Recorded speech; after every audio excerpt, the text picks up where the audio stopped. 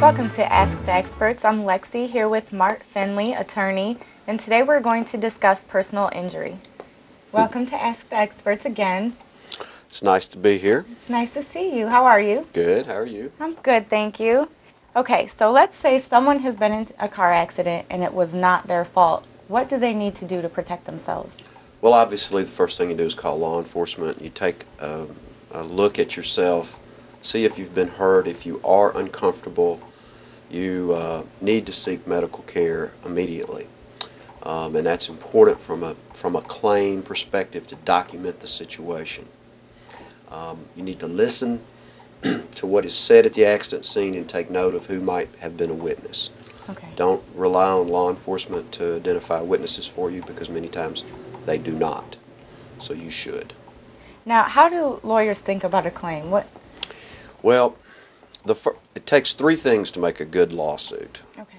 The ability to sue and win, the ability to prove damages, to show a jury or an insurance company or a judge what kind of injuries have been sustained and what their economic value is.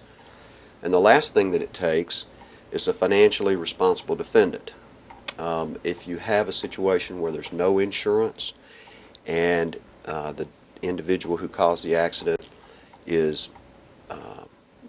doesn't have a great number of assets, then your claim value has diminished, is diminished. Right. But if you have all three of those things, then you have a valid claim. And that's how lawyers look at it. It's very, very important that somebody does hire an attorney to represent their claim.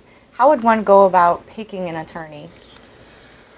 Well, the first thing you should do is ask your friends, your family, if they know an attorney who is actually skilled in this area. Okay. There is not a lawyer out there that won't take a good personal injury case, but there are very few lawyers who actually know how to try a personal injury case to a jury. The insurance companies will pay more money if they know that the attorney that is representing the claimant can take them to trial. Okay. And there are lots of personal injury firms who try very, very few cases, and they have people that are referred to as paralegals who really handle the files. So it would be my advice to anyone who was seeking an attorney is to find out, who's really going to handle my claim. Is it going to be the lawyer, and what kind of access am I going to have to this lawyer? Or is it going to be a paralegal who is supervised by a lawyer, and it's what some of us in the bar call a personal injury meal, where they just run them through the firm as quick as they can, settle them as fast as they can. That kind of representation of claimants is more predominant than you might realize, and it drives down the value of others' claims when they have competent counsel who knows how to prosecute this thing. Because here the insurance company is, and they've settled 10 cases this year in this geographic area, for an example, and they've settled them all for somewhere between $5,000 and $15,000, where you, and in my judgment, your claim is worth 25 or 30, say, but it's the same as what has been settled previously at the 5 to 15 level. It's difficult to make those carriers pay more. Right.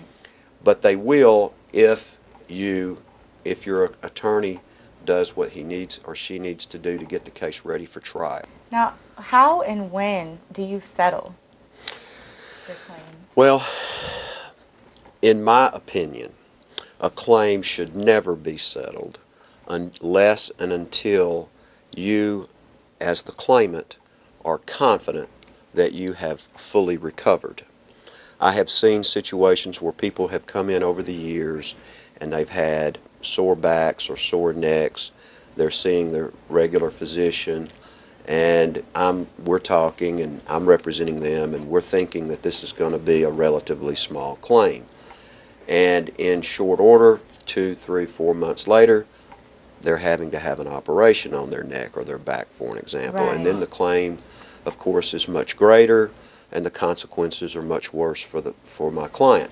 I always tell my clients, we want you to get better. We want you to get well, and as well as you can. And we don't want your claim to cause you to delay your recovery either. Right.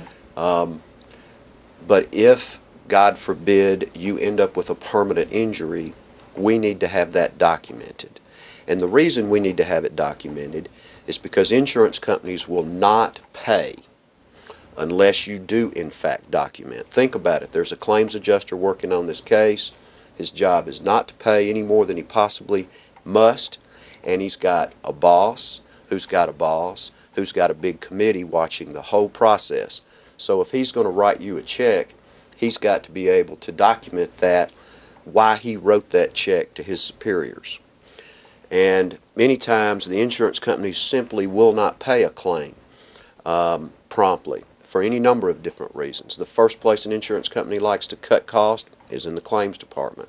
They may reduce the number of claims adjusters they have, and they may give marching orders not to write checks for a while.